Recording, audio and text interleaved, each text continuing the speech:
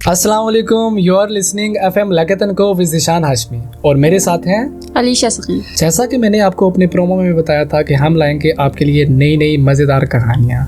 Yes, आज जो मेरे पास एक कहानी है वो एक आम कहानी नहीं बल्कि एक रियल लाइफ स्टोरी है जिसका टॉपिक है किस्मत। तो चलिए बढ़ते हैं कहानी की तरफ बिना वक्त ज़ाया किए। ज़िंदगी के नशेबो फराज से गुजरते हुए आज अली का वो दिन आ गया जब वो यूनिवर्सिटी की पहली क्लास लेने गया और जाते हुए माँ को कहा, माँ एक बार मैं पढ़ाई मुकम्मल कर लूँ, फिर बहुत अच्छी जगह पर किसी बड़े ओहदे पर नौकरी करूँगा और आपके सारे ख्वाब पूरे करूँगा। माँ की आंखों में खुशी के आंसू थे और कहा, बेटा ज़रूर, अल्लाह पाक मेरे बेटे को ज़िंदगी के हर मैदान में कामयाब करे। यूनिवर्सिटी का पहला दिन था। अली क्लासेस लेने के बाद जब घर पहुँचा तो माँ को पूरे दिन की दास्तान सुनाई, टीचर्स के बारे में बताया कि कैसे उन्होंने अली के अंदर आगे बढ़ने और कामयाब इंसान बनने की ख्वाहिश को उजागर किया। अच्छा, तो आपका यूनिवर्सिटी का पहला दिन कैसा गुजरा था?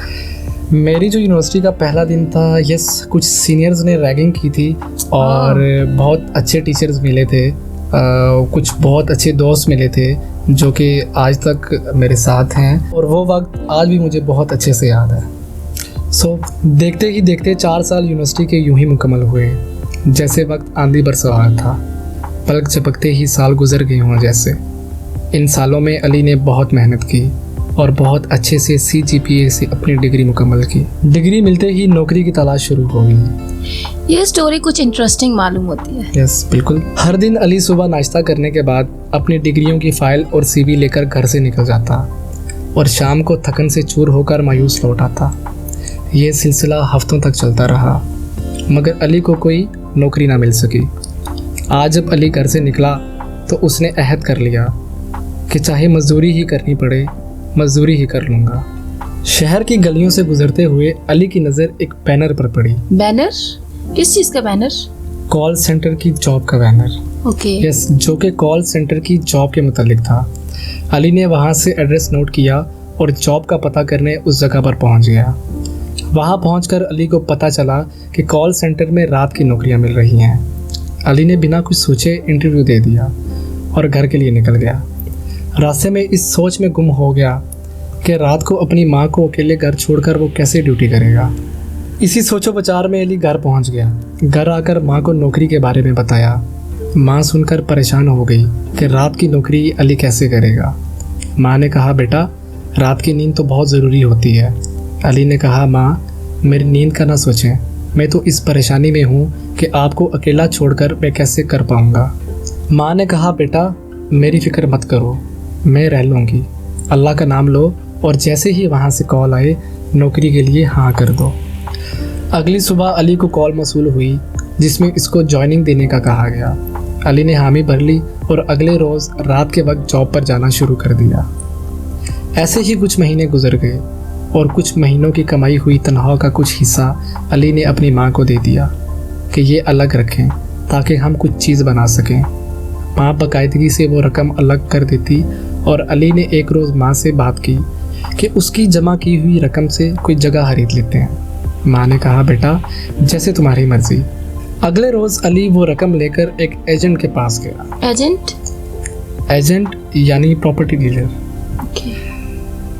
और जगह खरीदने के हवाले से बात की। इस शख्स ने अली को कुछ ऑप्शंस बताए जिनमें से अली को लगा कि यस, एक जगह पर प्लॉट ख़रीद लेना चाहिए।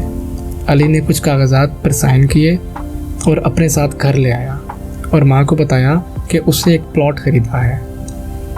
ये सुनकर माँ बहुत खुश हुई और अली से सारे कागजात लेकर एक अलमारी में रख दिए। अली अपनी उस नौकरी से खुश नहीं था, वो बहुत मायूस था और बहुत परेशान रहने लगा।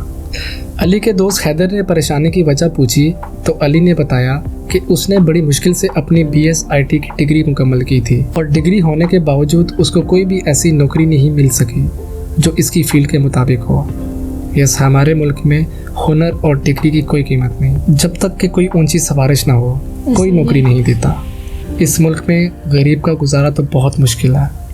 हैदर ने कहा, बात तो तुम ठीक कह रहे हो, मैं तुम्हें एक मशवरा देता हूँ। अली ने बोला, हाँ बताओ। हैदर ने कहा, बात तो तुम ठीक कह रहे हो, मैं तुम्हें एक मशवरा देता हूँ।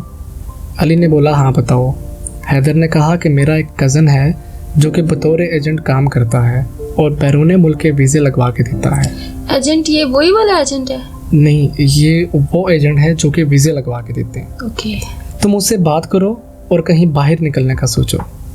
अली ने कहा, भाई मैं बहुत डरता हूँ, कहीं कोई फ्रॉड ना कर दे। हैदर ने उसे यकीन दहानी करवाई कि इसका भाई बिल्कुल ठीक काम करवाएगा और वीज़े भी लगवा के देगा।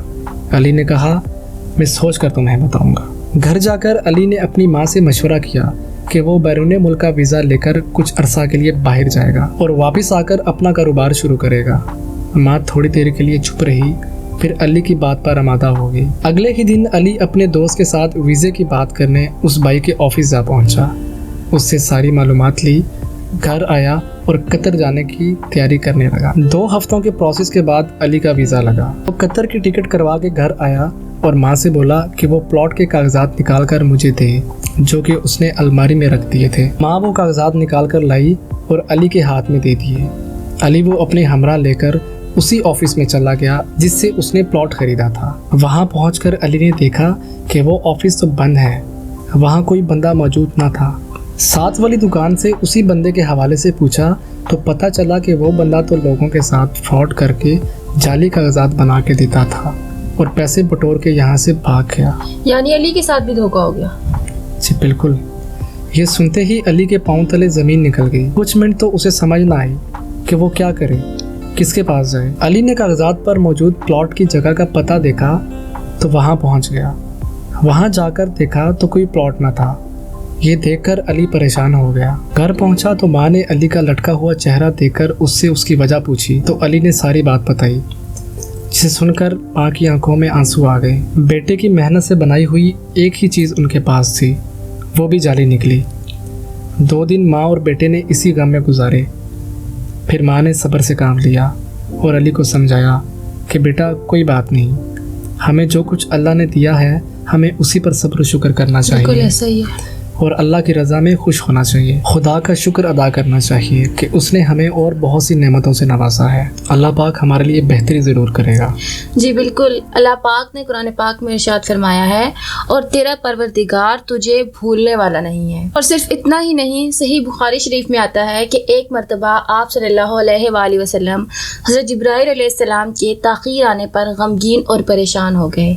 तो तब वहाँ पर यह आयत नाज़िल हुई कि तेरा रब तुझे भूलने वाला नहीं है और ना ही ये उसकी सिफ्त है।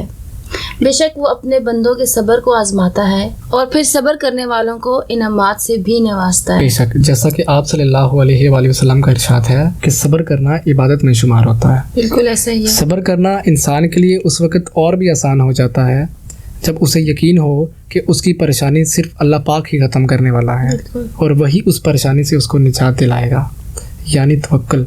तवक्कुल और कामिल यकीन। इंसान जब खुदा पर तवक्कुल करता है तो उसे सब्र आ ही जाता है। वो हर उस चीज़ पर राज़ी होना सीख जाता है जिससे अल्लाह पाक उसे नवाजता है। हमें कुरान पाक और अहादीस से सब्र का ही सबक मिलता है। बिल्कुल ऐसा है। ये सुनकर अली का दिल बहुत मुतमईन हो गया। आज शाम अली की फ़्लाइट थी। वो तैयार होकर घर से निकलने लगा तो माँ ने उसे दुआओं के साथ रुखसत किया और यूं अली कतर जा पहुँचा। कतर पहुंचकर एक अच्छी जगह अली को नौकरी मिल गई। नौकरी की खबर सुनकर माँ बहुत खुश हुई। अली रोज़ सुबह जॉब पर जाता और शाम को वापस आकर माँ को कॉल करता और खाना खाकर सो जाता। इसी मामूल के साथ कुछ अरसा गुजरा। आज माँ से बात करते हुए इसने कुछ पाकिस्तानी मेहमानों की कतर आमद के बारे में इतला दी। उसे खुशी थी कि पाकिस्तानी मेहमानों की खिदमत करने का मौका मिलेगा। पाकिस्तान की कारोबारी शख्सियात का बिजनेस से मुतल्लिक मीटिंग के हवाले से उसके ऑफिस में भी आना था। अगले रोज़ उसके ऑफिस में मीटिंग हुई जो कि बहुत अच्छी रही। मीटिंग के बाद ये लोग वहाँ से निकल गए। अली की उनसे मुलाकात ना हो पाई। अगले रोज़ मॉल में अली ने इन्हीं लोगों को देखा और उनके पास चला गया। उनको सलाम किया और बताया कि वो भी पाकिस्तान से है और उसी ऑफिस में नौकरी करता है जहां उनकी मीटिंग थी। उन लोगों के साथ बैठकर गपशप होने लगी जिसमें अली को पता चला कि ये लोग रियल एस्टेट से हैं और बिजनेस के हवाले से मुख्तलिफ ममालिक के दौरे पर हैं। अली को भी उस शख्स ने पाकिस्तान में इन्वेस्टमेंट करने के हवाले से बहुत सी अपॉर्चुनिटीज़ के बारे में बताया, जिसे सुनकर अली बहुत खुश हुआ। मगर अली ने उन्हें बताया कि एक बार उसके साथ पहले भी धोखा हो चुका है। उसने प्लॉट ख़रीदा और सब कागजात जाली निकले। और वो बंदा पैसे लेकर भाग गया। उस शख्स ने अली को बताया कि उसमें अली की ही बेवकूफ़ी थी। उसने बिना मालूमात किए उस बंदे पर एतमाद किया। जगह खरीदने से पहले सारी मालूमात कर लेनी चाहिए थी। उसी शख्स ने अली को बताया कि जहाँ भी इन्वेस्टमेंट करो पहले उस शख्स के और कंपनी के बारे में सारी मालूमात लेकर फिर फैसला करो कि इन्वेस्टमेंट करनी चाहिए कि नहीं। उसके बाद अली ने उस शख्स की कंपनी की प्रोफाइल को चेक किया, जिसे देखकर अली को पता लग गया कि ये लोग बहुत प्रोफेशनल हैं। अली ने उनके जरिए कुछ जमा की हुई रकम इन्वेस्ट की और प्लॉट खरीदे। अगेन प्लॉट खरीदा उसने? हाँ बिल्कुल। 6 माह बाद अली पाकिस्तान आया और उसने उस कंपनी को विजिट किया। यहाँ पहुंचकर उसी शख्स से मुलाकात की जिनसे कतर में मिला था। उस शख्स ने अली को बताया कि उसकी प्लॉट की कीमत अब दुगना बढ़ चुकी है, जिसे सुनकर अली को बहुत खुशी हुई। 6 माह बाद अली पाकिस्तान आया और उसने उस कंपनी को विजिट किया। यहाँ पहुंचकर उसी शख्स से मुलाकात की जिनसे वो कतर में मिला था। उस शख्स ने अली को उसके प्लॉट की मालूमात दी। उस शख्स ने अली को बताया कि उसके प्लॉट की कीमत अब दुगना बढ़ चुकी है, जिसे सुनकर अली को बहुत खुशी हुई।